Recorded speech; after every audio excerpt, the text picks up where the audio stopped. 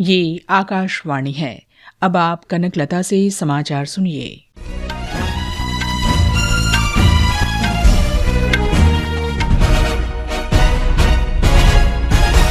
लोकसभा चुनाव के तीसरे चरण के मतदान का दिन करीब आने के साथ ही विभिन्न राजनीतिक दलों के नेता मतदाताओं को लुभाने में कोई कोर कसर नहीं छोड़ रहे हैं।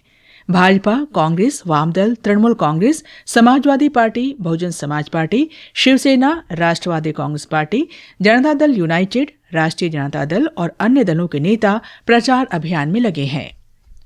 प्रधानमंत्री और भारतीय जनता पार्टी के वरिष्ठ नेता नरेंद्र मोदी ने कहा है कि देश में कोई भी संविधान को बदल नहीं सकता और न ही आरक्षण को समाप्त कर सकता है।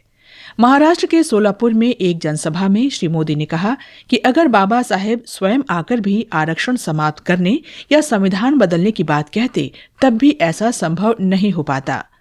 श्री मोदी ने संविधान बदलने और आरक्षण समाप्त करने को लेकर झूठ फैलाने के लिए विपक्ष की आलोचना की। श्री मोदी ने कहा कि किसी का अधिकार छीने बिना हमने गरीबों को 10% आरक्षण प्रदान किया है। उन्होंने कहा कि मेडिकल की परीक्षाओं में अन्य पिछड़ा वर्ग के लिए आरक्षण लागू हो गया है। श्री मोदी ने कहा कि उनकी सरकार ने अनुसूचित जाति, अनुसूचित जनजाति और अन्य पिछड़ा वर्ग के युवाओं के सपनों को साकार करने के लिए मेडिकल और इंजीनियरिंग की पढ़ाई में मराठी जैसी भारतीय भाषाओं का विकल्प दिया है। दिल्ली उच्च न्यायालय ने धर्म के नाम पर भारतीय जनता पार्टी के लिए कथित रूप से वोट मांगने पर प्रधानमंत्री नरेंद्र मोदी को 6 साल के लिए अयोग्य ठहराने संबंधी याचिका आज खारिज कर दी। न्यायालय ने कहा है कि ये याचिका पूरी तरह से गलत है। अदालत का कहना है कि याचिकाकर्ता ने जब याचिका दायर की थी तब निर्वाचन आयोग द्वारा इस संबंध में कार्रवाई की जानी बाकी थी। आयोग ने मामले पर संज्ञान लिया और भाजपा अध्यक्ष जेपी नड्डा को निर्देश दिया कि वो ये सुनिश्चित करें कि पार्टी के सभी स्टार प्रचारक आचार संहिता का पूरी तरह पालन करें। भारतीय जनता पार्टी के वरिष्ठ नेता और केंद्रीय मंत्री अमित शाह ने कहा है कि भारत को एक मजबूत नेतृत्व की आवश्यकता है। बिहार के बेगूसराय में एक जनसभा को संबोधित करते हुए श्री शाह ने दावा किया कि प्रधानमंत्री नरेंद्र मोदी के मजबूत नेतृत्व के कारण देश ने कोविड महामारी से लड़ाई में सफलतापूर्वक जीत हासिल की। उन्होंने कहा कि अयोध्या में भगवान श्री राम मंदिर का निर्माण, धारा 370 और 3 तलाक को समाप्त करना मजबूत नेतृत्व का प्रतीक है। श्री शाह ने INDI गठबंधन पर देश को राजनीतिक अस्थिरता के रास्ते पर ले जाने का आरोप लगाया।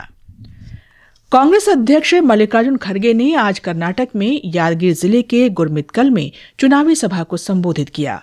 उन्होंने देश में बढ़ती कीमतों और बेरोजगारी का मुद्दा उठाया। उन्होंने कहा कि कांग्रेस पार्टी गरीबों के हित के बारे में सोचती है। श्री खड़गे ने कहा कि INDI गठबंधन अगर केंद्र में आता है तो हर परिवार की महिला को 1 लाख रुपए दिए जाएंगे। श्री खड़गे ने कांग्रेस द्वारा सत्ता में आने पर संपत्ति फिर से मुसलमानों में बांटने के प्रधानमंत्री नरेंद्र मोदी के बयान को खारिज कर दिया। उन्होंने स्पष्ट किया कि कांग्रेस के घोषणा पत्र में ऐसा कुछ नहीं कहा गया है।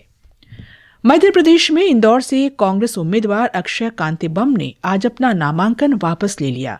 इसे कांग्रेस पार्टी के लिए बड़ा झटका माना जा रहा है।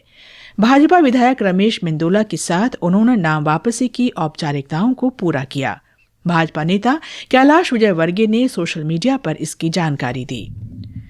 जम्मू कश्मीर में रात भर विभिन्न जगहों पर तेज वर्षा के कारण हुए भूस्खलन से जम्मू श्रीनगर राष्ट्रीय राजमार्ग आज दिन भर वाहनों के लिए बंद रखा गया। कश्मीर को देश के अन्य भागों से जोड़ने वाला ये एकमात्र राष्ट्रीय राजमार्ग है। वर्षा जारी रहने से मरम्मत कार्य में बाधा आ रही है।